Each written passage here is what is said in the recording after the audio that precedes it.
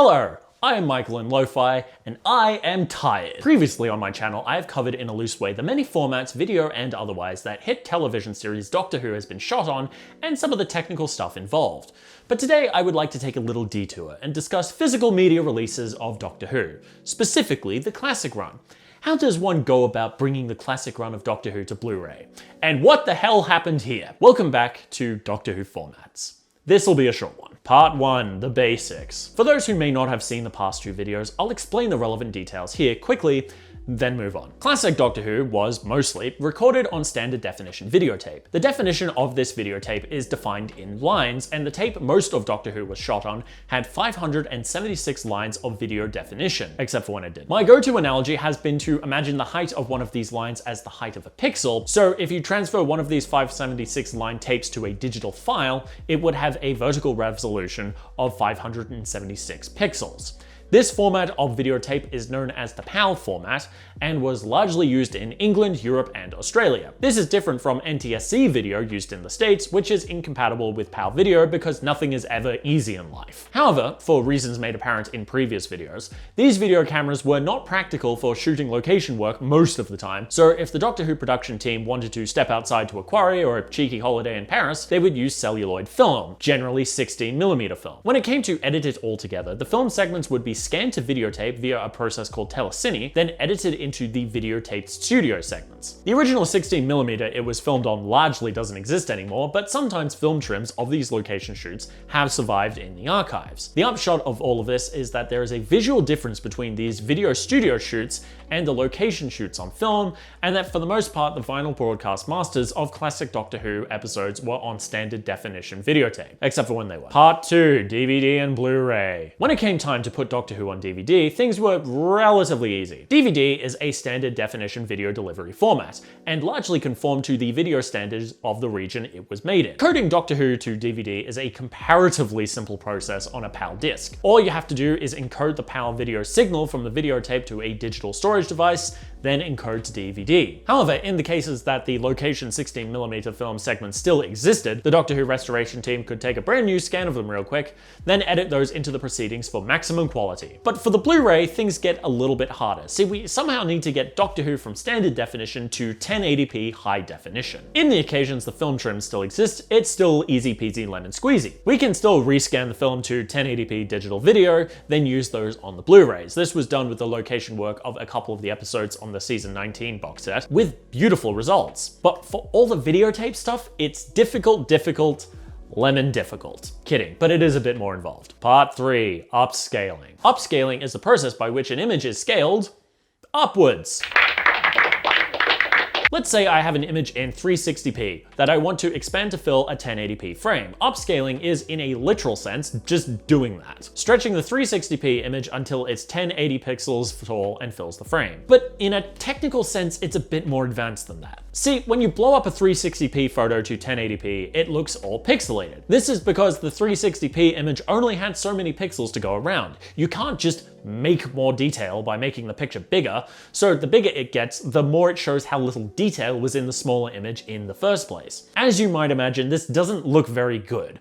So upscaling as a technical term also means the process of trying to smooth out the bugs caused by making a smaller image bigger. Things like Photoshop have algorithms that do this automatically, by the way. If we blew up that 360p image with no extra algorithm, it would look something like this. But with that algorithm, it looks like this. The algorithm has done the best job it can just by looking at the pixels available of filling in the blanks and smoothing out those rough edges. The result is still blurry, but it's better than what we had. This is what goes into upscaling. This is the process taken to all of the videotape on the Doctor Who Blu-rays. The videotape is run through an upscaler, apparently specifically the Terranex upscaler, a Black Magic product, no this is not paid for, to bring it up from the 576 line definition video to HD video. Again, this upscaling process doesn't magically create more detail, because you can't, but the upscaling algorithms help smooth out the rough edges that might be created by the process. This has, by and large, looked pretty good on the Blu-rays. But a question might be occurring to you. In the vast majority of cases where the original 16mm film trims for the location shoots doesn't exist anymore, can we restore them to the original film quality from the videotape broadcast masters? Well, no. To demonstrate, here's another photo of mine. I'm now going to crush it to 360p. Now I'm going to upscale that 360p version and compare the upscale to the original 1080p image. The detail I lost by crushing it to 360p has been lost. It can't be retrieved. It's the same with the film trims on videotape. It's been downgraded so that information is lost and you can't get it back. Hasn't stopped people from trying. Part 4, Jesus Christ. Let's talk about AI, shall we? Starting with the season 15 box set, the Doctor Who restoration team has added another tool to their kit, AI upscaling. Now, to begin with, it has been used in the periphery. Everything has been upscaled as it had been before with Black Magic.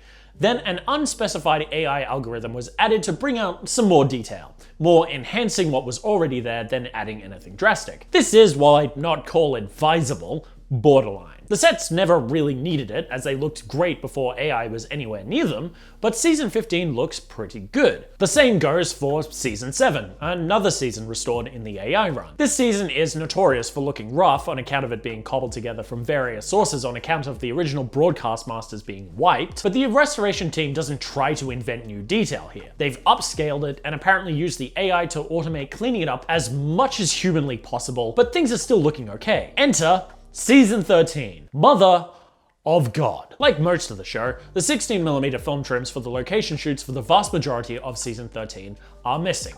The location stuff exists in the archive only on the videotape masters. Remember how I said it's impossible to retrieve the detail lost in the conversion from film to videotape? Well, the team has tried to fucking AI the detail back in. That's right, using AI upscaling, an attempt has been made to bring the location work back to crystal clear HD quality. Look, I could be nice about this.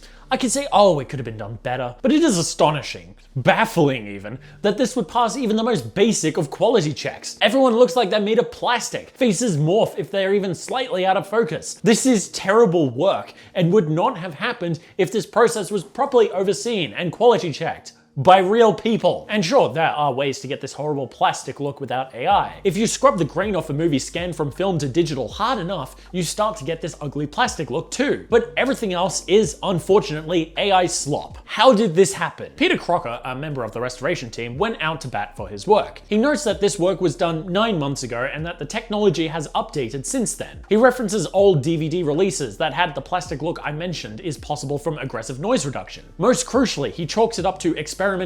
It's how progress is made, he says. Take care, but push the boundaries that with hindsight would differ. Yeah, sure, okay, I don't disagree with that sentiment in principle, but if we're gonna do these experiments, can we not do them on the Blu-ray release of one of the most popular seasons of Classic Who ever? Would it not be safer, more prudent, to do the restoration the old-fashioned way for the Blu-rays and do the experiments on the side? Now sure, maybe they don't have the funding or the time for both. I'm not silly, but why break the tradition of what's worked in the past? And then there's the detail of this AI upscaling adding detail to the image. See, that's not restoration. The previous Blu-rays, that's restoration.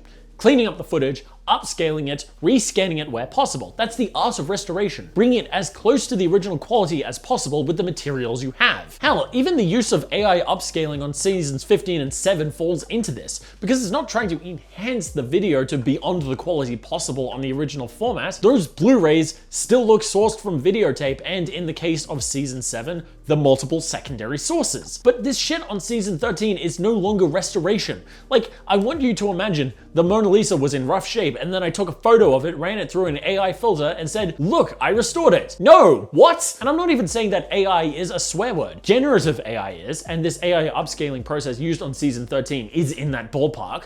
But if we're talking automating processes that it would take 15 years to do by hand, I'm okay with that. Like, if they developed an AI that takes a raw scan of a film print and does a quick pass at removing things like hairs or damage on the print, so long as that work was checked and rechecked by real people, fuck yeah, let's do that. Or what about whatever Peter Jackson used for Get Back? That's still not perfect, that also has been through several rounds of noise reduction, but it's not trying to be crystal clear digital. Whatever algorithm he used there is still aware that was 16mm film, and is faithful to the detail you're gonna get from that. But generating more detail where detail no longer exists is where I draw the line, because that's not restoration, that's something else. Also, I really did want to give Crocker the benefit of the doubt, but then he also proposed Gen AI reconstructions of classic Doctor Who episodes, so fucking okay. Late note from editing Michael here. As I was piecing this together, the trailer for the season 21 box set came out, and guess what, guys?